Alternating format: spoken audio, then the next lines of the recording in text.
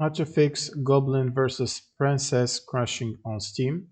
So first you will need to go to the library, right click on the game and then open up the properties window.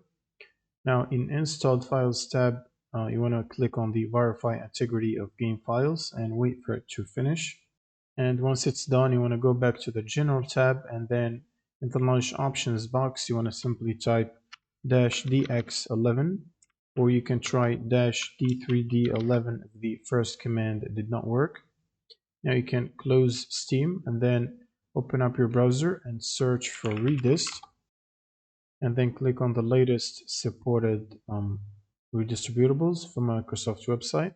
Scroll down to the second table and make sure to download the 86 and the 64 version of the redistributables, both of these right here. And once you install them, you can basically repair any existing installations if you have them already, and it will ask you to restart your system. But before you restart, you should also check if you have the latest GPU update. So if you have an NVIDIA graphic card, you will need NVIDIA app, which is this one here.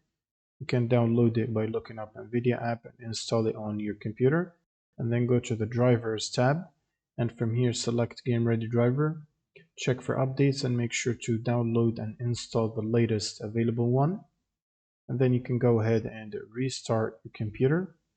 And after the restart, you will need to open up Steam as admin, right click and open Steam as admin, and then you can simply launch the game again, and this should fix the crash problem. Thanks for watching and subscribe.